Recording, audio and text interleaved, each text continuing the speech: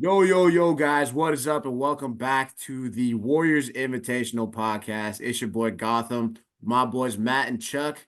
And today, like we said, man, we've done the rebrand.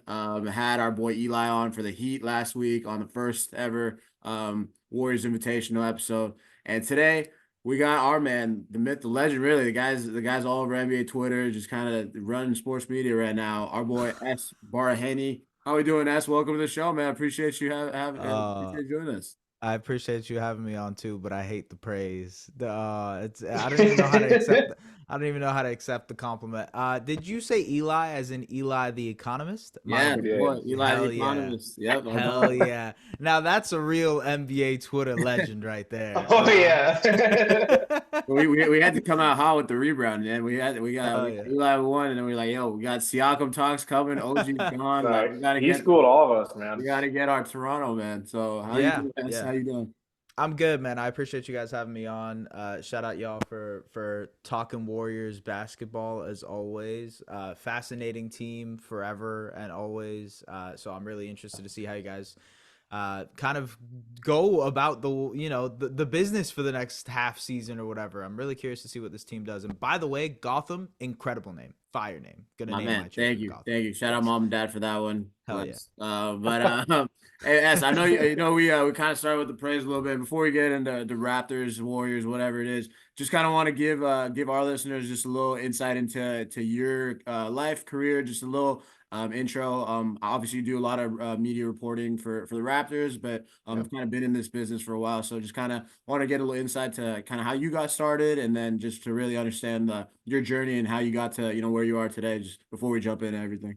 Oh man, I had no idea I wanted to do this for a very, very long time. Just kind of did it for fun, and I bounced around different types of schools. I did business school. I even tried to do law school for a couple of years, and yeah, I just nothing really clicked for me as much as this stuff did. And then eventually, I decided to go to school for it. Went to a place called the College of Sports Media in Toronto, and then just started sort of working my way up from there. I was a broadcast intern for TSN, which is like our like ESPN, if you will, Mhm. whatever. It's like that for Toronto, and then I just started working at different other places like the Score, and what's that other place I worked? 680 News. It's a radio station. So yeah, just different types of places like that. And now I work at SDPN Sports, lead NBA reporter for there. So yeah, that's what we do, man. That's the life has become basketball. It's very cool. I've had the chance to think about this recently, just because I've had some people, friends of mine, especially in this industry, who have like lost their job, and it's very humbling. It's very just tough to know that like it's really hard to keep a job in this industry and to continue doing this stuff. So you always kind of got to be grateful for that and know that honestly in any moment you could lose that Yeah. shit. So yeah, that's, I guess, not to end it on a somber note, but that's the No, gist of guys, It's everybody, a just count your paychecks. You might get fired tomorrow. So that's fine. it. No, it's awesome, man. That's awesome. I feel like all of us here, like we always had dreams to work, and we've all done like some form of writing or podcast, obviously podcasting, and Yeah. and tapping getting our toes in the business. But to see somebody that's actually done it and really has and now kind of made it to that mainstream media level is really cool to see. So Oh appreciate you having me on, God, I man. can't do Hey, the I'll stop the praise. praise. No more praise. No more praise. Just follow me back on Twitter, man. That's Hey, about we're I gonna we're gonna got you. kidnap Hey, you, man. listen. Just let me know. Just tell me what the Twitter is at, and I I got you, got you, bro. man. No Nah, we got problem. the shout outs at the end, bro. I got you. Don't even worry. um, Awesome. yeah, no. Twitter is a wild place, a very, very wild world, and what I would recommend to people is not spend a lot of time on Twitter. But yeah, yeah. Yeah, Yeah, no, no, you got to shout out. You won't hear me giving them a shout out very often, but shout out to Apple for letting you self-impose time limits on an app. Because Right. I get that reminder that sets in on Twitter, and it's like, hey, you got 5 minutes left, and I'm like, oh man, like what what crap am I gonna sift through for the next 5 minutes 5 before I log minutes. off for the day? Yeah, yeah. Oh my God, it really does feel It like that is sometimes. Yeah. it is such a weird dynamic too, where I explain that to people who are outside of our general space where they're like, oh, social media, like, what do you use? And I'm like, I'm not really on Instagram. I don't use Facebook. I feel like I kind of missed the boat on TikTok to get too into it seriously, but Twitter. Yeah. And they're just like, are you like an alt-right like conspiracy guy? Like, what's your deal? And I'm like, nah, man, I just really like basketball, and that's where it's Yeah. at. So Yeah. It's so kind of the weird, man. deal. It's the deal we've all made. No, you're right. You're right. I had like so I just randomly I had a friend that like is not even remotely interested in sports or whatever. And I had met them like a couple of years ago, and then they followed me on Twitter, and I was just like, oh shit, like this person's gonna be introduced to like a completely different side of me. They'll be like, where the fuck did this come from? And then you get and I met them like I don't know 2 months later or like a couple months ago, and they're like, wow, you really like basketball. I'm like, yeah, yeah,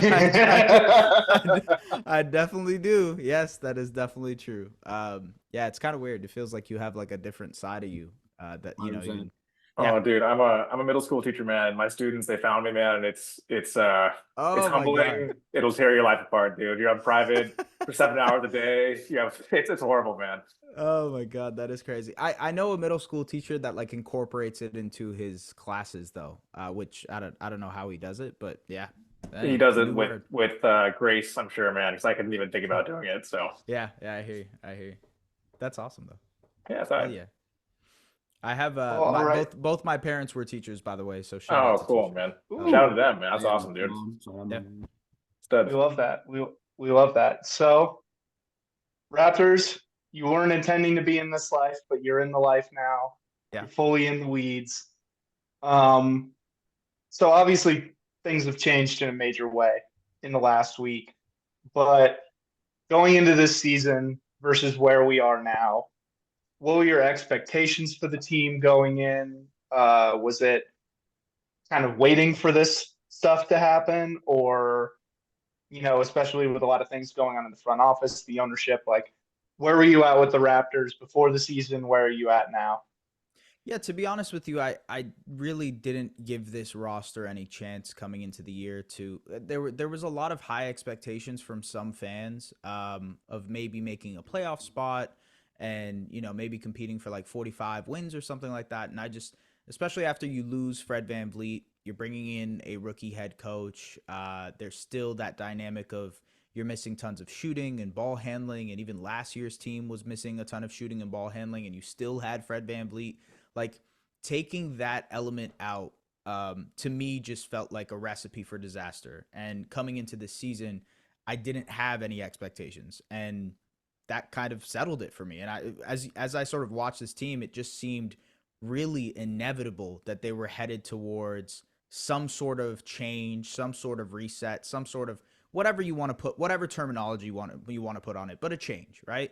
And I think it was just inevitable for me. From my perspective, it felt like it was inevitable. You ask someone else, they might have a different point of view, but for me, I just knew that this was sort of the beginning of the end. Actually, I would probably say last year was the beginning of the end. And then, this year was just like, how are we still doing this, Yeah, that makes tons of sense, man. And a lot of the changes, I think everybody's been at least anticipating like an OG and or Siakam move. OG got moved last week, right? Yeah, sent to the Knicks. Last year, the ask supposedly was like your children, it was your wife, it was 5 first rounders. You guys almost had him. You guys almost had him. Your cousins, you name it, man. But first of all, what was your reaction to the trade? Gosh, man, Bob left a horrible Hard to set make in the trades, trade, man. It's He hard to left, make trades in the he left farts and he left everything bad behind, man. No, but what was your reaction to the trade? Like, was it a good haul? Was it a weak haul? Because again, last year the asking price was astronomical. I don't know how close the Raptors actually got to getting what they wanted there, but a year later, what's the reaction like? So at last year's deadline, the report is already out. This isn't anything new, but there were offers of 3 first-round picks plus salary, right? And those picks, like depending on what your value of those are, Indiana offered 3 first-round picks, New York offered 3 first-round picks, but I think even Memphis included 3 first-round picks. But when you look at the picks that they were, it was like, okay, you get a Cleveland pick, which was 26th overall, or a Boston pick, which was 30th overall. And I think Memphis had one of, I want to say Golden State, maybe? No, they had the 24. Memphis right? had the 24 pick last year. Right. Yeah. But anyways, like all these picks were going to be high picks. It wasn't really like you're getting a good first-round pick out of it. So from that perspective, this deal, in my opinion, is better because you're getting one guy who I think has a very, very high upside in Emmanuel Quickley, and then one guy in RJ Barrett who you're taking a swing on, hoping that you can tap into whatever potential that Knicks fans and Knicks Twitter wanted him to tap into for the last 4 years.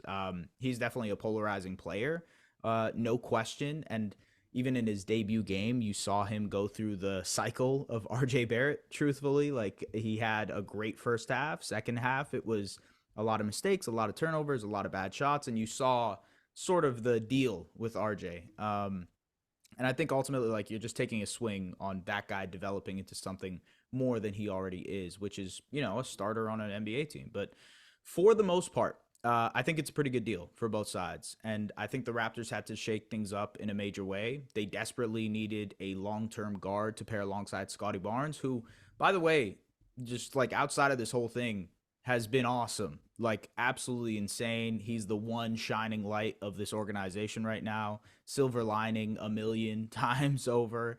And him ending up an all-star is really helping save the, I guess, hopefulness for the long-term future of this franchise in general. And when you have a guy like Emmanuel Quickley now to pair alongside him, the future kind of makes a little bit more sense. So from a future perspective, building around Scotty Barnes' perspective, the deal makes a lot of sense for me. Were there better deals out there? I actually think in the summer, probably there were better deals out there, especially around draft time, and especially around draft time even last year, where it was, hey, Shaedon Sharpe, the pick that ended up being Shaedon Sharpe, that was on the table for OG Anunoby. And you might look at that and say, okay, well, that probably makes sense in hindsight, but hindsight is 2020 all the time, right? So I don't know. I think for the most part, in the position that they were in, it was a good deal. I think it has a chance to be a win-win for both teams, depending on how OG and how Quickly pan out. But good deal, man. At least it was a change for my, honestly. But yeah. Right. I think you got go ahead, Chuck. Yeah, so that was kind of my thought too. And I feel like it's just kind of the sports culture we're in now. Someone has to win the trade, someone has to lose it. That's just not the case. Sometimes both teams lose it, sometimes both teams win. And in this case, like you said, a major part of it is making the change. Like getting something going, like giving fans hope that there is a direction that they're choosing. And on the Quickly front too, like that I think was a huge opportunity cost to get him, because like you said, the first round picks you're setting, even if you get 3 or 4 of them, like chances are pretty poor that even one of those picks is going to turn into a guy as good as IQ. Yeah. A guy who fits as well with Scotty Barnes as IQ does, because brings a lot of defense and a lot of energy to the point guard position. He doesn't need to have the ball in his hands to make impact. And, the goal is hopefully like, hey, let's see what we do if Scotty gets the keys. Like, can he be the guy to take an offense forward? And then also, he's going into restricted free agency. Whether Siakam's gone at the deadline or not, that's money coming off the books regardless. You've got Gary Trent going off, Thad Young going off. So, like, paying a guy at this age is not the concern. Like, I feel like people get super obsessed over like, oh, you got to have these young guys and they got to be all cost controlled, but that matters when you're trying to instantly contend. Yeah. So you bring in IQ, you pay him what he's worth, you see how he fits with Scotty. That's a major win. And then on top of that, you're getting the reclamation chance at RJ, bringing more Canadians in the house, which is cool. I know we got another Canadian. Yeah, maybe signing things to come. Who knows? Yeah, maybe I don't know. Maybe there's another overpaid, underperforming Canadian wing we can sell you on. We're gonna look like Team Canada by this time next year. Just bring Kelly Olynyk along. Wiggins doesn't participate. Yeah, Wiggins. You're right. He did it one year. Let's trade for Dwight Powell. Let's see what Lou Dort is up to. Hey, y'all look Um, pretty good in the summer, man. So like yeah, like Team Canada's basketball is back. So it might not be the worst idea. They look all in that like 25 to 29 range. Like yeah. everybody's kind of But let's remove Shea Gilgeous-Alexander out of yeah, that team and see how well they yeah. do. They do good. No, I hear you though. I hear you. They look Team Canada, great future, all that stuff. Yeah, man. I like to the point of change and trying to do something new and what that means for the future of this team. It's really fascinating the approach that they can take with Siakam because they can extend Siakam today if they want to for a 4-year max extension. They can do less than that if they want to as well, but that 4-year max is on the table. I assume, given the reports, given the indications, what we've heard so far, that Siakam is also just would accept that offer from the Raptors. Do the Raptors want to commit to that? Given the fact that RJ is on the books now, given the fact that they're going to have to extend quickly, obviously a Scotty Barnes rookie max extension is in the works in the summer as well. The money is just going to get extremely tight if you're going to commit to a 4-year max for Pascal. And so, given the fact that he's going to be 30 years old by the end of the season, he's still an incredible player. And I mean, I'm sure we'll get into that in a bit. But how that works money wise for the team, that's where the problem comes along, just financially. Like the Raptors have never gone into the tax. The one time they've gone into the luxury tax is in the 2019 championship year, and that they're not going to do it for anything less than that. So Yeah, one for Christian, one. yeah, exactly, exactly. Perfect. And like, look, you're not going to do it for a team that's on pace to win 37 games. So the clear direction for this team, they are heading in something very different than paying a guy a max extension, I think, or paying a 30-year-old guy a max extension. Hey, you know who is paying that much for a 37-win team? We're paying twice. We're Good paying Good twice old that Joey much, Light years, baby. man. Light years ahead. Oh, man. Just kind of going off that point, like you kind of segueing perfectly into the Siakam talks, but obviously just given the haul you guys got for OG, like seemingly turning a page on that, OG Scott or Pascal Scotty Barnes chapter, if you want to call it that. What did that move tell you in regards to what might happen with Siakam? Like, is the move that you guys that's going to be on the table? Because there's going to be a lot of people interested. I know the Thunder are in that mix. We're in that mix. The Yep. Kings, like a lot of young teams or teams that can look at a guy like Siakam and see that, he could be the one to get us in that contention mix, put us over the top if you're one of those younger teams. I know JK was somebody, Kuminga, somebody you guys were interested in. Obviously we brought up Wiggins. So there are potential pieces that, may be able to fit that, the new Raptors timeline of going around Scotty and building a team around that. Yeah. What do you think that package entails? Is it more on the young guys mix and letting everybody kind of like making a new core together, whether that's like a Kuminga Moody type or is it kind of getting those, more vets and Wiggins and guys like that have had that championship experience and to add them into the fold. So where do you see kind of that trade package if and when it comes? Like what does that look like in your eyes?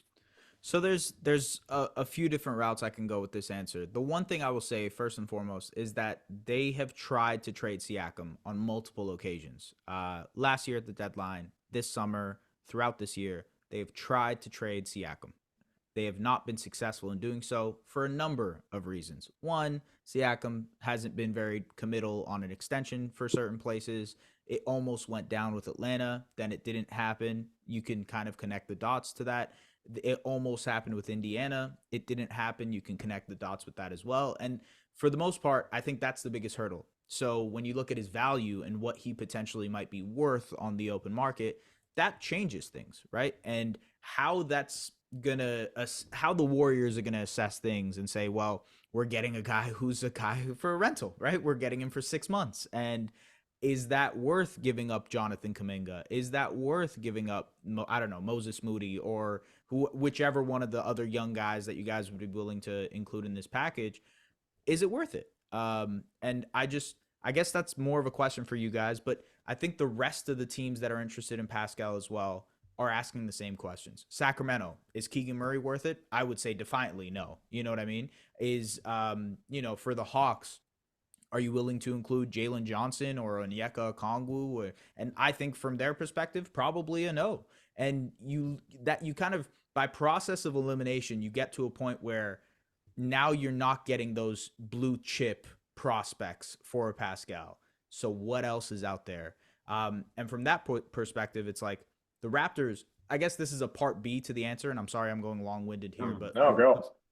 The part B to this answer is that the Raptors aren't trying to tank. Like, they have no desire whatsoever to sell this off and like just start fresh with Scotty Barnes. They want to build from the middle. And that's more of an indication from ownership. Like, the fact of the matter is that they are owned by Maple Leaf Sports and Entertainment. That place, that company wants to compete. They don't want to have a team that is not selling out every night, not having that attention, not having a star player or whatever. So they're going to go and try to be as competitive as a team as possible.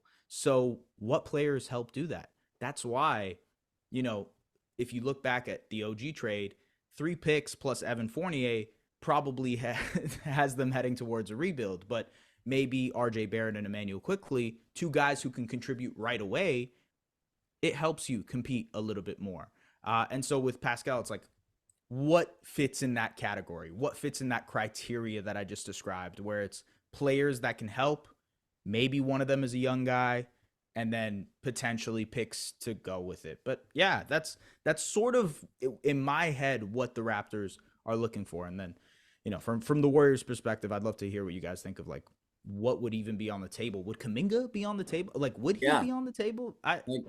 For us right now, like it's been such a weird season in the sense of it's probably one of the deeper teams that we've had in a while, with just the bench unit, how well they played, with how Chris Paul and Dario Saric's free agent signings, Kuminga and Moody really showcasing that they have the potential to be, real guys. But there also is, obviously the championship core with Steph, Clay, Draymond, when he's on the court. Steve Kerr kind of stuck in if kind of that middle ground of you're riding with the vets, but obviously Clay and Wiggins off to a slow start this season. It feels like we've lost a lot of games that we should have won. So you're kind of in that middle ground where it might be, the solution might be less is more, and where it's kind of trending towards, and Matt and Chuck, you guys can back me up on this. It feels like it's got to be one of Kuminga or Wiggins that is, part of that package that leaves. And nothing again, like both guys bring different things to the table. Obviously Wiggins defensively and what he did in 2022, and he's starting to get back to not necessarily that level, but more consistency on an energy standpoint. And but Kuminga too, like just a freak athlete, a guy who if given the reins has shown that he can really help out this team especially next to a guy like Steph who thrives with that athletic kind of wing, that guy that can defend. So it's trending towards, one of those two in my eyes. And we've spoken about this on earlier episodes, but from our perspective, it does seem like a guy like Siakam, some front court scoring, but also just that defensive versatility he can bring, playing next to a guy like Draymond, still kind of keeping that bench unit intact, whether that's a guy like Pods, who's kind of stepped into that backup point guard role. Trace Jackson Davis as a backup big, or now starting big. So there it feels like there's a group of 9-10 guys that we have right now, like that are legit rotation guys, and it just feels like there's one kind of consolidating move out there that involving one of JK or Wiggins that can kind of consolidate, but also give you more in terms of, leapfrogging into that contender status that we thought that this team was going in. Obviously last year with the punch and everything felt like, it kind of threw everything off the rails, but coming in. I guess the question I would have for you is if let's say well, by the way, the Raptors love Kuminga. Like, it's very clear. Like, they even at the draft, the deal was almost done with this whole Siakam for 7 and 14. Remember a couple years ago. Yeah, that was like a huge conversation. That probably, I don't know how close they were to that, but the Raptors clearly love Jonathan Kuminga, and I think have been fans of Jonathan Kuminga for a while. So like, let's say they say, hey, we want JK.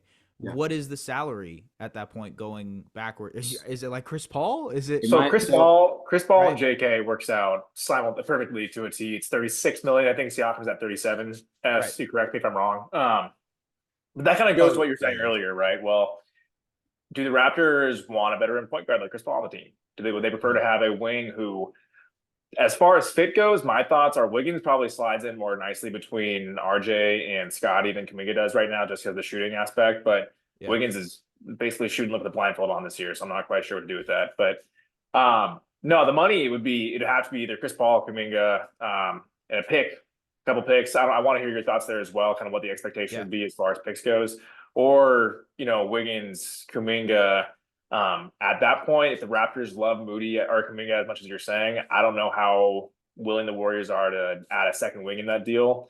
And simultaneously, I'm curious as your thoughts on what, if you have any inkling as to what would push Siakam to be willing to re-sign in a place. Like, is he going to give a team assurances ahead of time? Like, let's say the Warriors trade for Siakam, and the Warriors want assurances, or Team X wants assurances that he resigns. Is he in a place, do you think, where he's even doing that right now, or is it just like you're trading for him and you're taking the risk all the while? I'll say this. I think the reason Golden State is even in the mix is because that's a place Siakam would probably resign. Because contending, winning, trying to be a part of another championship team, that's like number 1, 2, and 3 on Siakam's list of preferred stuff. The reason, he wasn't really down for Atlanta or Indiana in the summer was because those teams at that point weren't really close to contention whatsoever. Indiana, I guess maybe now changes that equation. Although I don't necessarily agree. Maybe he thinks, oh, Tyrese can help take me to the promised land again. But for the most part, I think that's why Golden State is such an interesting destination, because maybe that team that is willing to re-sign him and he is willing to commit to is a team like the Warriors. And so from that perspective, I think maybe that changes the equation on what you guys are willing to offer. And maybe that changes the equation on how non-committal or committal Pascal is to like re-signing.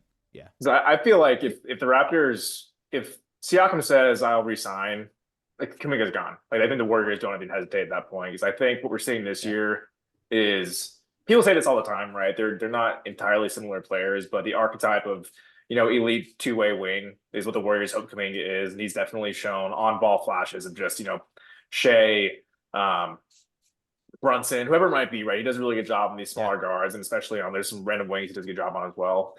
But he's not 2 years away from all-star status. I don't think he's maybe 2, 3, 4 years away. What they want out of that type of player is Siakam right now. And so that's why I'm just like, hey, if it's Siakam re-signing, I'm of the impression that Kuminga's out. Right. He's gone. I'm sort of curious where you guys would stand on if the Raptors added other players.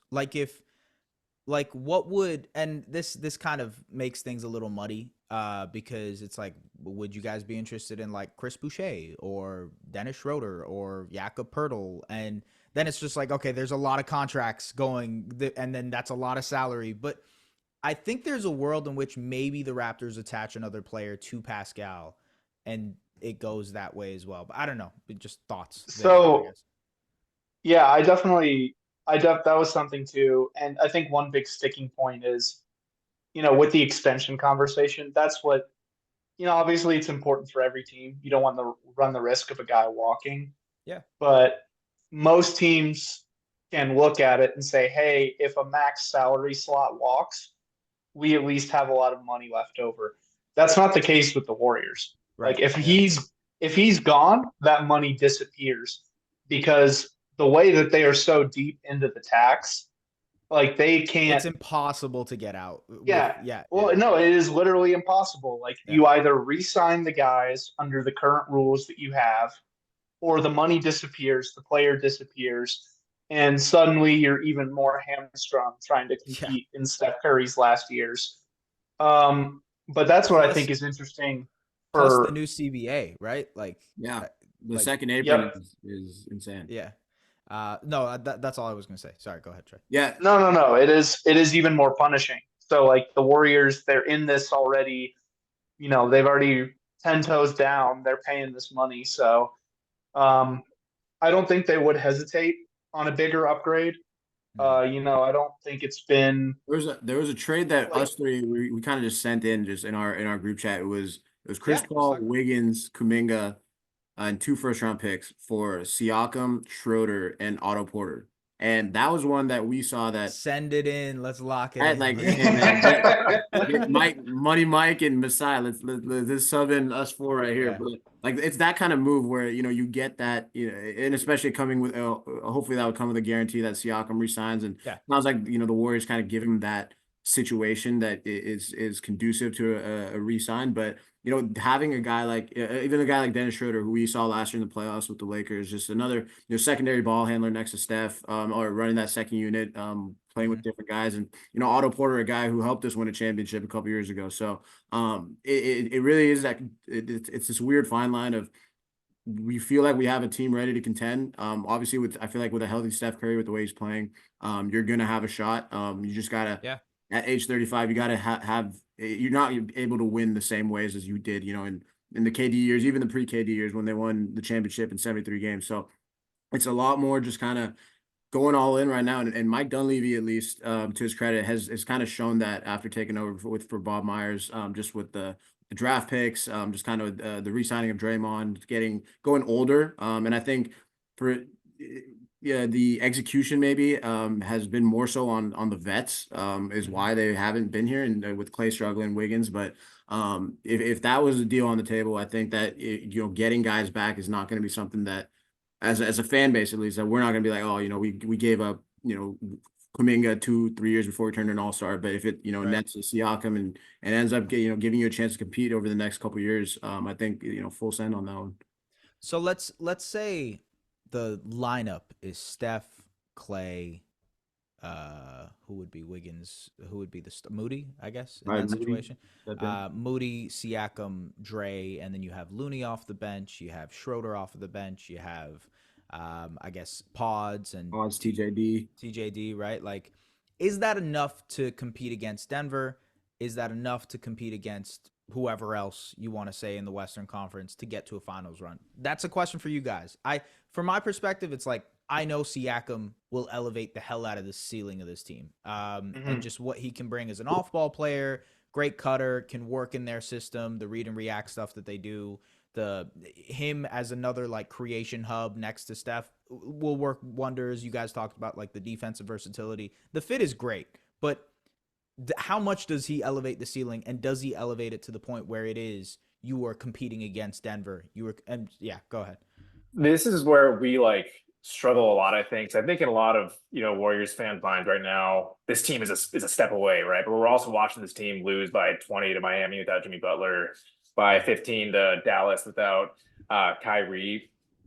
I don't know anymore. It's just tough. I think with Steph and an actual number two, a lot is possible. But I might have said that trade in the chat. I forget. Yeah, it was you. Even hearing you say it, I'm like, you can't do that. You can't give up Moody, Kuminga, and 2 firsts for all that. You know what I mean? But I think two moves got to be made. I don't think it's a one move away type deal for the Warriors right now. I do think Siakam is close to an ideal number two for this team for all the reasons you described. Just he's a play finisher for this team, right? He's a guy who works really well in space, and the Warriors haven't had a guy like that.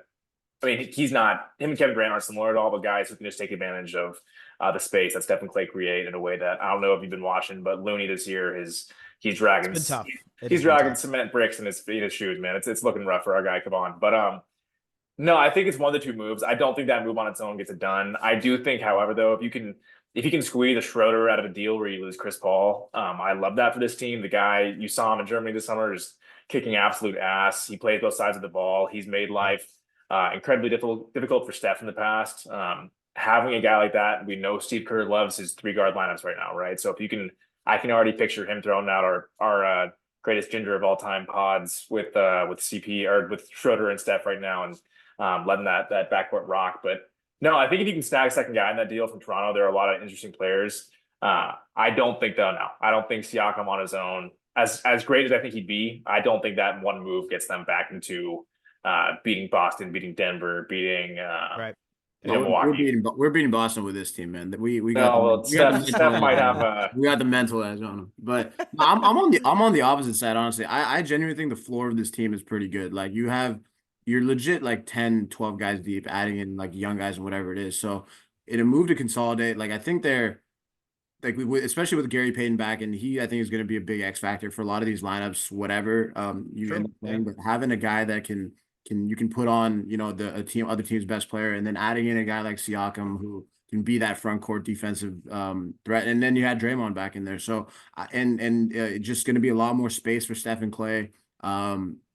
And so yeah, I mean, I think that like yeah, I agree. Like the Warriors have had, you know, kind of a rough couple weeks now after a 5-game winning streak, and just a weird start to the year in the first, you know, third of the season. But it at least for me, it feels like they are one step away, and I do think that Siakam could be that move. Granted that, you know, you give up the right amount of pieces, but there are assets on the table that I think can make this move get done, and you're still probably 9-10 deep after all said and done.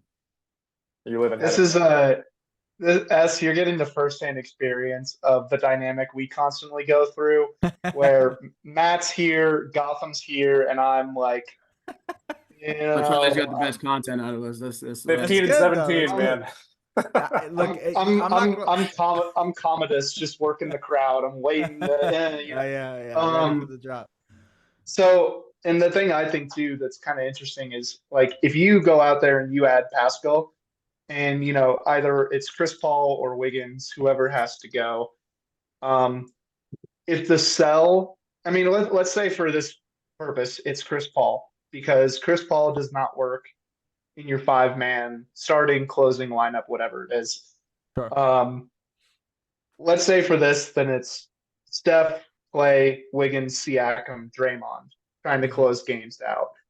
That's lethal, man. Like that is a team. That's a team that can go pretty damn deep in the playoffs. Yeah. Assuming the bench guys can still play their role and win minutes. My question goes to the floor because you know, like that's all well and good, but you still have to get to the playoffs, and you're still sitting here almost halfway through the season, 2 games under 500. The West is brutal right now. So, you know, part of the logic is, you know, oh, yeah, the Warriors have played way more close games than anybody. They've had a lot of rough luck. The schedule's getting a little easier. So naturally, this will rebound. Mm-hmm. But there's very much a world where that doesn't. So that's kind of the issue to me and why I would want. Yeah, Gotham's already just like, go fuck yourself. But that's to me where I would want other guys to steal. Like, I would want a Pirtle. I would want a Schrader. Even a Chris Boucher, Santa Cruz Warriors prodigal son returning home would be pretty cool. Yeah. But one of Bob that's Myers' to me ups right there, man. There we go. Good job, Bob. Yeah, back to Bob, just leaving us hold the bag. Yeah, you but helped. Hey, you helped Chris become an NBA champion, though, so you'll take it, right? Yeah, but yeah. That's true. No, that's true. But yeah, that's to me where I'm like, I would want another guy as part of this because you need to have the night-to-night floor in the regular season to get to the position you want to go. Because, you know, if you make this big trade and you sell all the assets and it's Kuminga, it's picks, it's Wiggins, Chris Paul, whatever it is, and then you find yourself in the play-in and, you know, some team hits like 23s on your head, now you're going home. Yeah. You know, like having one of the best 5-man lineups on paper doesn't mean a goddamn thing once you're in Cancun. So that to me is kind of the issue of like, you know, you need to add a little bit more here. No, because there's the dangerous world of like needing a consolidation trade, and then you consolidate it, and suddenly you're sitting there going, now we've got no depth. We're trying to ask is Masai attached to Dennis Schroeder? I don't know. I don't know if Masai is attached to Dennis Schroeder, but I think Darko Rajakovic is definitely attached to Dennis Schroeder. Those guys are boys, like they are attached at the hip type. So I don't know. I think if there were a player to be moved, it would be Jakob. But then from the Raptors side, it's like, all right, who would be the center for the Raptors? And obviously, you guys have Looney, you guys have Trace Jackson Davis, and it's like, well, those guys probably aren't getting moved either. And that's probably where it comes, like a problem kind of occurs at that point. The other thing is salary, right? Siakam makes it's $37 million for Siakam, 13 for Boucher, so that would be 50, 20 million for Pirtle, which would be 57. Then you have Schroeder, who I think is another 13, which would be 50 again. Boucher is 13, so you're at 50 again. It's like, how are you going to get to $50 million in salary is sort of the tough issue here. I feel like maybe there's like 2 trades that happen. It's a Siakam deal, and then like you guys go out and get like, I don't know, Kelly Olynyk or something that reassures that front court a little bit more. But yeah, I don't know. You know what's? Can I just say one more thing? Go. It's so funny to me. There's like this interlaced kind of weird connection between the Raptors and Warriors. You know, they obviously both had really successful 2010s. Warriors, to be fair, much more successful, but the Raptors had like their most successful run in franchise history, won a championship. And I think We remember. yeah, I know. Yeah, you remember. Yeah, shout out to the Oracle Arena. But I think sorry, I had to bring that up. I'm sorry. I'm sorry. I had to pick it up. Let me just grab the bottle that's just out of screen. Just Probably the one reason the deal doesn't get done, to be honest. Masai's just like, man, I'm out. Yeah, I'm not exactly. these dudes anymore. But in general, it's kind of weird because like since 2019, these guys have had like weird seasons back and forth. Obviously, you guys have the championship year after 2019, and that is like, even as we get further and further from that, that feels like more of like a wow, how did that even go down type of championship. But for the most part, there have been just weird seasons between these teams, right? A season where a tank goes down, a season where you have high lottery picks, and like both of them have had these type of seasons. It's just weird that these two like incredible franchises of the 2010s are sort of just trying to hang on by a thread in a lot of ways. And I'm curious to see how they move and how they move into this next generation. Cause like you got Steph Curry, man, I feel like you got to double down and try to get one more, try to compete with him. And I don't know how you guys are going to do that. It feels like an impossible task given the older guys are kind of not where they were before, and you're sort of wondering if they will be able to turn it up. I'd love to hear what you guys think. So is that where you're at right now as like a non-Warriors fan? Are you looking at this team like Mufasa hanging off the edge and Lion King? Like that's where they're at right now? Like what's going on? I don't know. I feel like, look, I'd be dumb to doubt the Warriors because like how many times would you be like, oh no, you know, I did this when I was a kid with the Spurs, and you would be like, oh, they're not going to do it again. There's no way they're going to go out and win 50 games again. And you know what I mean? And I learned the hard way that team just consistently would kick ass. And maybe the Warriors are the same, but it's just, you got to find a way to build around Steph more. I don't even know how to phrase it other than just better. Like you have to be a better building team. Welcome to our life since 2019, man. That's been the question. And it's a weird paradox. You guys mentioned earlier, but like the young guys have been awesome, and the older guys just haven't really carried their weight. And it's weird because you can't trade the old guys because they're attached to Steph, and so it's just a weird conundrum to be a part of. You know what I mean? Yeah, man. Like for me, and for a lot, I mean, I think I can maybe speak for all three of us, but definitely for me, for the first time, it's really a lot of my finger pointing has gone to Steve Kerr, and like it. And I can't even, I really don't know if it's fully his fault because, you know, you can kind of see the thought process of like, hey, we have these guys that have done this so many times and trust them and like just to figure it out. But at the same time, you're like 2 games under 500 and you're not winning games you're supposed to. Your defense is gone, whatever it is, you know. So for me, I feel like in terms of how to better build around Steph, I think that. And this sounds insane to even say out loud, but like not to say a coaching change is like you need to fire Steve Kerr or that, but he's in the last year of his contract. We saw what happened. Literally, just he's saying fire Steve Kerr or let it no, I'm not saying that. You know, Steve's done for this team and the organization. I'll never say that out loud, but I'm gonna cut it. I'm gonna cut it all the way down just so it's you just saying to say fire Steve Kerr. Steve. We're firing that out there every week. Yeah, I mean, but like we saw last year, you know, with Bob Myers in the same kind of boat of that, you know, lame duck kind of season, didn't really know if he was staying or going. We haven't really heard too much about Steve, so maybe it is a breath of fresh air of another guy to come in. But again, you have the other side of, you know, does Steph want Kerr gone? He's obviously won 4 championships with them. Clay and Draymond obviously they trust this guy inherently. The team organization does too. So I'm with you. It's a weird kind of spot to be in right now because it feels like they're almost right there. Just coming off a championship 2 years ago, last year just with the with how well the vets played, and it really feels like we had this bench last year. Who knows what would have happened? Made it to the second round. So it feels like they're again like maybe a move or a move and a half away from getting back there. And again, it is really at the end of the day, it is about maximizing Steph, because you're not going to get a top 10 player of all time again. Like our like Matt's dad is as a perfect example. He hadn't seen a championship since '75, and that entire Yeah. kind of like war. It's kind of like being a Niners fan, like our generation, because they saw all the championships before. Raptors.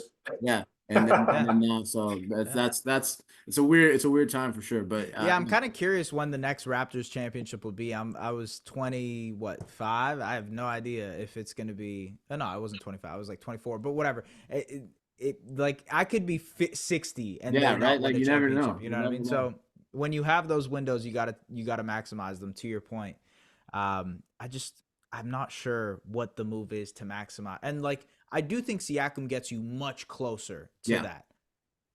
Is that the final thing? I don't know. I think, and that's where the problem lies. It's like after Siakam, you're moving obviously one of your biggest salaries. You're probably moving a couple of your prospects or assets as well. Do you have enough to go out and make another trade and fine tune this roster further, or are you dead set, like Charlie said, on this iteration of the team? Well, that's the way you describe that, man. You got me feeling like you should give us more than Siakam for Kuminga. The Raptors love him so much, Listen, I mean, look, I think the Raptors would entertain the idea. I just don't know, like salary wise, how you even get to that point. Like $50 to $60 million in salary is tough to come across, even for the Warriors. Yeah. So we mentioned Masai just for a quick second. What is the vibe of Masai right now among fans? Because he got the golden ticket for a while, that title, right? Yeah. He made the big move. You got the title, got Kawhi for a year. It didn't matter that he left. He did the big thing, right? Last year, Les Van Fleet locked, like you said. People might be mixed about the OG Hall. Siakam's on his way out. Are fans pro Masai right now, anti Masai? Is there an actual nuanced take here? What's going on? There's probably fans in both camps, if we're being honest. And I imagine it's the same way for fire Steve Kerr, keep Steve Kerr for you guys, right? It's just that's sort of all NBA fan bases. I'm sure if you talk to Lakers fans, they're like, fire Darvin Ham, ridiculous. And then there's other fans who are like, are you kidding me? Whatever. So for Masai, obviously, you mentioned 2019 championship, like most successful GM, maybe one of the more iconic sports figures in the country. And that plays a huge part in this entire thing. I think for the most part, he has an immense amount of pressure on him right now for him to do whatever it takes to keep this team competitive. That's not pressure from the fans. I think that is more pressure from ownership to keep this competitive, to get to a point. I don't want to say there's a mandate, but there is sort of a mandate to keep this team rather competitive compared to, going into a rebuild direction. So I think he's trying to toggle that line, and you see it with the types of moves, the types of trades he's trying to make. You don't go out and trade for a 25 and 27 team. You don't go out and trade a first round pick, top 6 protected for Jakob Poeltl unless there is a mandate for you to make the play-in and therefore get the playoff gate revenue from that one single game. And so I think there's probably that for the next couple of years, and until they can build a contender from that. Like it's just about as simple as that from ownership and how they're trying to deal with Masai and the Raptors front office in general. So the grace period's over. Yes, it definitely is. And I think if you were to ask me how that goes in the next year or so, it probably depends on how quickly pans out, whatever they get for Siakam, how that pans out, and how good it looks on the front office in the next, 12 months, right? A lot of weight on Jonathan Kuminga. Yes. Yeah. Hey, they like him, man. They like him. Honestly, I mean, I like him too, and I know he's had a pretty good season. Like you guys said, he's sort of fine tuning on the things that he's supposed to do well. I guess you're right about the fit, but at this point, if you're trying to just get talent on the roster, who cares about the fit? Like RJ Barrett isn't going to stop you from acquiring a player like Jonathan Kuminga just because you like Jonathan Kuminga. You know what I mean? Yeah. So yeah, I think for the most part the Raptors would be interested in Kuminga and probably Moody and probably Pods, and like they're gonna ask for a lot and then it'll get dwindled down to whatever the actual offer will eventually be. Yeah, so I'm glad we hit on Masai kind of having the golden ticket, but I feel like that works for fans too. Like one championship will buy you a whole lot of goodwill. Yeah. Like, and so before we do have a game that's happening, and we will talk about that game shortly. But before we get into all of that, I just want to hear like 2019, obviously like such a special run from acquiring Kawhi out of nowhere, where we went from like which LA team is he going to go to and form a super team with to getting on that team, building everything through the Marc Gasol trade, like getting all Yeah. these guys in there, and then obviously that special run. Like, what are the memories that stick out to you from that? Like, what was your favorite? What were your favorite moments of that? Man, my favorite moment, there's a lot, obviously. But I think the Raptors were down, yeah, they were down 2-0 in the Eastern Conference Finals to the Bucks. And at that point, we were like, man, we would be happy if we just get a finals run. That would be sick. It would be dope. I remember when they made the finals, I was like, okay, I'm cool. They're going to lose to the Warriors, but I'm all right. I'm blessed. They made the finals. I'm good. And the fact that they won it was insane to me. But I think it was 2-0. And at that point, me and my friends decided to go to a specific restaurant. It's this like wing spot that we go to all the time. And we sat in one specific booth. They won game 3. We kind of felt like it was like a thing. We were like, all right, we'll come for game 4. They won game 4. We're like, okay, we have to stay for game 5 and 6. They won 5 and 6. We were in the same booth for all of them. They went to the finals, obviously. And then for the finals, we sat in that same booth for pretty much every game until they lost in game 2, was it? Yeah, they lost in game 2. And then we're like, okay, cool. There's no real curse, but let's just see where it goes from here. I went to game 5.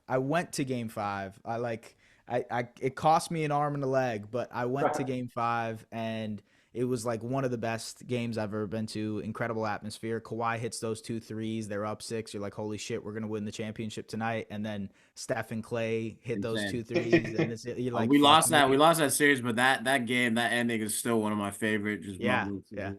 And from my perspective, like where I was sitting, Kyle's 3 at the end looked like it was going in, but then Draymond obviously tipped it. So like those are the types of things I remember from the 2019 run and how special it was. There's just like, to your point, Charlie, about how crazy of a story it is. It sort of feels like a mythological story, like a folk tale. Guy comes Yeah. into a city and at first there's no way he's gonna stay here. He's not even gonna show up for the team. There's the haha laugh thing that was iconic for a while. Obviously the Marc Gasol trade, they're like a pretty good team. Load management becomes like a big issue, a topical issue with that team because he only played like 60 games in the regular season. And then the playoffs had its own drama between the shot, the 2-0 comeback, the Clay injury, KD, all that stuff too. And yeah, it just feels like it's something you tell your kid when you're 50 years old and you're like, you won't believe this story. So Yeah. yeah, that's how it felt from my angle, man.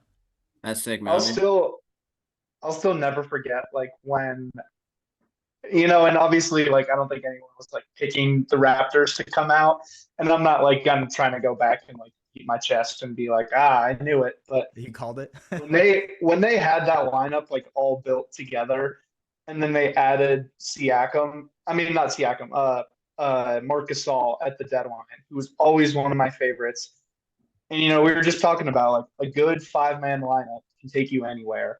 Yeah. And when they put that together, it was like Thanos getting the last Infinity Stone. It was like, oh man, like you got Lowry still in the prime of his career doing all the great things he does.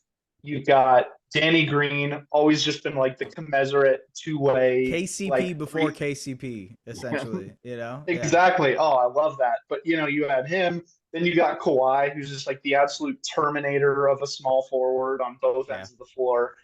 Pascal, and then you add Marc Gasol into that to like coalesce the entire defense, add more playmaking to the offensive side of the ball, can still score, make a shot when he's called upon.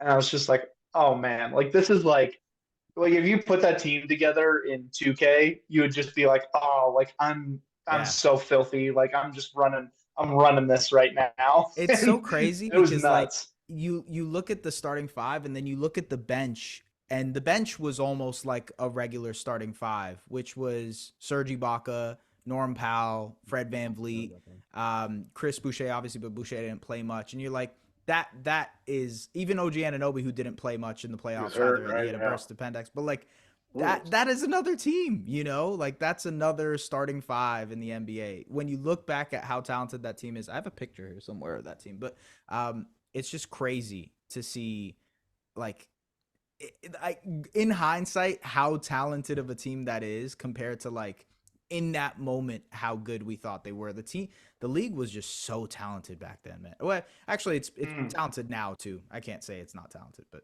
it's different talented. Yeah. A lot of great teams though in that year, though. Yeah. A lot of Yeah. really good teams that year. It's fun. Oh, yeah. I just, man, Van Vliet having a baby. Yeah, that's what I was about to say. You know. God, Fred Van Shout out to who was it that voted in Finals MVP? There was one Some person. hater. No, there was one person who voted in Finals MVP, and he's a real one. Man. I forgot He who took it was. like Kawhi. You can live with Kawhi beating you. You can live with Kyle Lowry. Was it Herbie Brown? I don't know. Yeah. I'm looking right now. Yeah, man. I'll never find forget it. that finals though. Just every Fred VanVleet, like he had some moonshots that were just going, and you're like, bro, who is this guy? How is he? He's in Steph Curry shots over Steph Curry, and like I'm actively seeing this championship go away. And like after I think after KD, I mean that entire series, I mean from our end at least, if it was such a heavyweight fight, and then we added KD back for like the first quarter, we're like, all right, we got this. Yeah. Took that massive lead, didn't do it. Then game 6 is like, all right, yo, if we can just get this to a game 7, I think we could have a chance to steal one.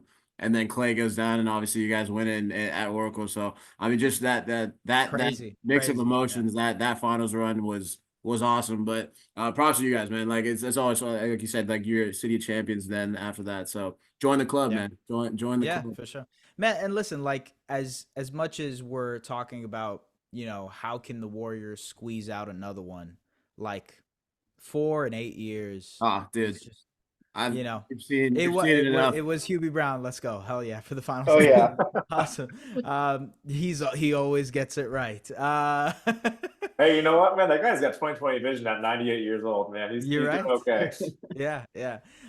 No, man, it's just, 4 championships in 8 years. Like you take that every day and you run with it. You ask a Wizards fan right now how they would feel with 4 championships in 8 years, they would do whatever it takes to do that. So like getting players like Steph Curry, it's a rarity. And that's why, to this point of the podcast, I guess, you want to get another one. You want to do him justice and have him be a part of another championship team, because you know how great it is and also how rare it is to have a player like that on your team. Yeah, man. Also, like this core has really been like our childhood. Like we were all like I was in middle school. Like me and Charlie, we're all the same age, pretty much around the same age. So like this was our childhood. So to squeeze one more out in our mid-20s would be like, yo, we're still kids at heart, and it'll be a fun way to, again, like you said, you just tell your kids. I saw the prime Golden State Warriors.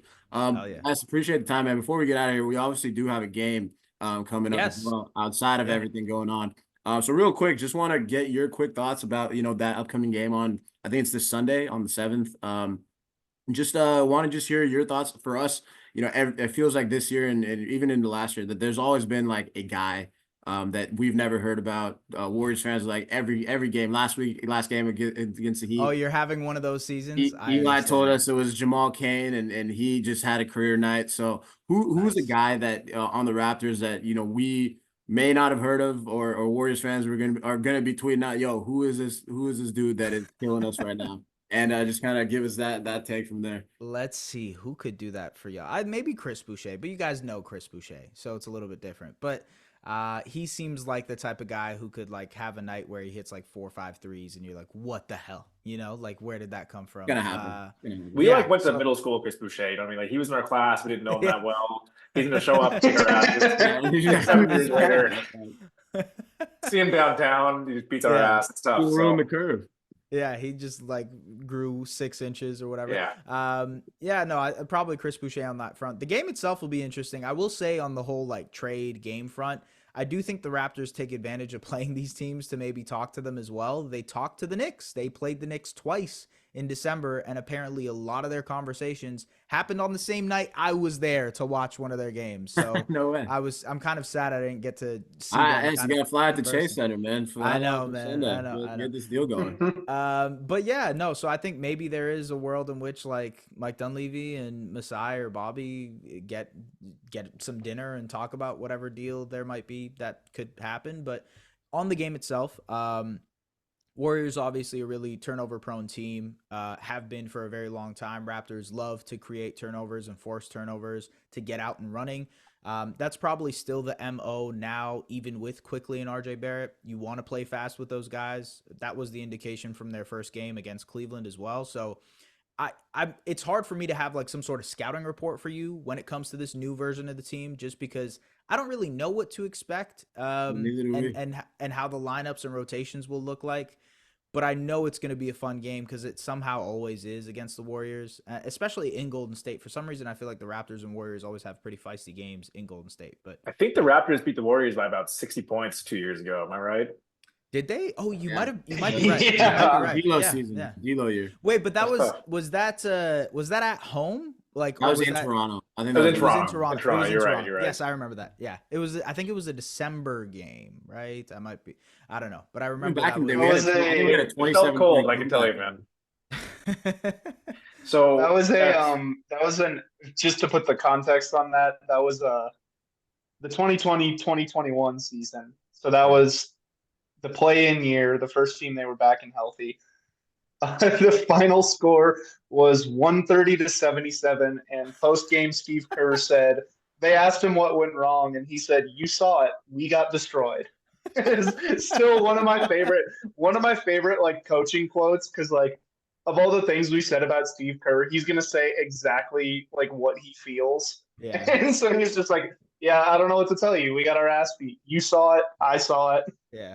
Was that the game that Clay and Steph and them didn't travel to? Like they stayed in Gold, or am I misremembering? Steph and Draymond were out. Right. Yeah. Yes. Yeah. I remember Raptors fans made a big deal about that. They're like, "Oh, they don't want to come and play in the cold, blah blah blah." So yeah. Yeah. That was. I remember that game actually vividly. Scotty, I think, had a really good game there. Anyways, dude, no, you're good. I think I'm not gonna lie, I don't think Scotty was quite in the league yet. I think it was the year before. But oh, you're right. It You could were be. right. You were right. You're right. Whatever context. Just you know what throw it though? out. Yeah. I guarantee you though, because you said that, the Raptors beat the Warriors by about 50 with Scotty on Sunday. So I'm happy. Congratulations there. Nice. But There you go. before you get out of here, man, quick little rapid fire predictions. I want to start with an easy one for you. Siakam traded before or after the trade deadline? Ooh, well, I mean, he can't get traded after. After. Good point. Let me rephrase this. Sorry. I meant before. I said trade deadline. I meant the game this weekend. Jeez Louise. Traded Okay. before or after the game this weekend. OG just got moved. That was the whole point there. Nice job. Yeah. Sorry, I didn't mean to bust you. I'm gonna go with Josh. No, I got Trade no, deadline. man. You didn't bust me, man. There was no answer there.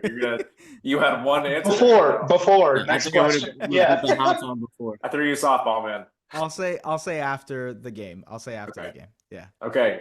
Winner. Warriors Raptors. Ooh, I will say the Raptors. I think the Raptors will win the game. Yes. Love it. Love it. Yeah, they kind of are in a honeymoon phase. It feels like that, at least with this new team. It feels like the energy is rejuvenized. So yeah. I think IQ goes for 40, so congrats there. High scorer. Maybe IQ, actually. Probably I could see IQ being a high scorer there. It feels like he's up for a big game at some point in the near future for the Perfect Raptors. time for the Warriors, man. Perfect timing for the Warriors. Warriors, man. Exactly. Yeah. My guess is Kuminga. Most threes made. Kuminga as a Most- Raptor, pardon me. I'll be clear. Go ahead. Right. Yeah. Most threes made. Either team, I'm assuming, right? Either team. Let's go, Steph. It's just the easy Finally, one. we got a Warriors answer. Let's go. Yeah. All right, and non-star impact player of the game. Ooh, it's gonna be Pods. Pods is just a guy who feels like a Raptor killer. He's going to be a Raptor killer for life. I feel like he's just, by the way, incredible rebounder for his size. Like, Yeah, what the incredible. hell? Absolutely insane to have that kind of eye for the ball. But yeah, it's going to be Pods. Yeah. Awesome. Yeah, I go with our guy Pods as well. Gotham Chuck, real quick, non-star impact player. Who are you going? Yeah, I mean, I said it, man. Maybe Chris Boucher. Let's give Santa Cruz Warriors legend. But I will do my normal shtick, and the Warriors will win that game. Sorry, yes. Nice. All right. Yeah, no, I had a vision in my head of a stretch where the Warriors turn it over like 3 times in 4 possessions, and IQ hits like transition threes off like all of those. Nice. You can pencil that in. That's going to happen. I think it's going to be close. I think the Warriors might be able to pull it out because Steph is really due for a bounce back game. Been kind of a tough stretch. Non-star impact player. That's a tough one. Like, especially with how the Raptors line up right now. Like, I don't know, man. They got a lot of guys that can step in there. Yeah. I feel like for some reason Dennis Schroeder is just gonna destroy us. Like, he's just gonna eat Chris Paul alive. I could see that. I could see that. Yeah, that's gonna be. I mean, Dennis is gonna have a casual like 18-8 or something like that, and just like hit a whole bunch of threes, hit a bunch of daggers in the mid range. It would be funny. It would be funny if Otto Porter Jr., who plays like maybe 8 minutes a night, comes in and hits like 16 points on y'all. That would be very funny. I want to. You're pretty plugged into the Warriors, timeline, man. You would see. I know. You know what you'd see. I know what I would say. It would be funny. Actually, I think it would be funny to include Otto in the trade for Pascal, and he's like only $8 million in salary, so it might be a little bit more manageable. Bring back, man. I'll bring him back. That Christmas game against the Suns, man. He's got a statue in my eyes. The dude is really stand. Hey, man. I really, really appreciate your time here. This is some awesome stuff. Great chopping it up, talking trade, Siakam, all everything. Just 19 finals, as much as that pained us. But before we get out of here, man, anything you want to shout out that for anything coming up in the works or stuff that you got going on in your life? No, man, just like tap in, listen, follow, do the things you guys usually do. I do most of my work at SDPN Sports. They do a YouTube channel, but I do some writing for a couple of different places as well. Tap into the Warriors Invitational podcast, please. It's a fire podcast. Appreciate you guys for having me on. I followed you on Twitter, by the way, halfway through this conversation. My guy. You gotta check that out. Respect. Yes. So yeah, no, thank you guys for having me on, man. Appreciate you guys. Yes, sir. Hey guys, as well as thank you for listening. Hey Ash, we might get you on after a Siakam trade. Let's see what happens. For sure. Yeah. Pre-trade deadline, Matt, but post. Hey. But as always, guys, keep following us at the Warriors Invitational, Twitter, me, Matt, Chuck, for all our stuff. But till the next episode, guys. Peace.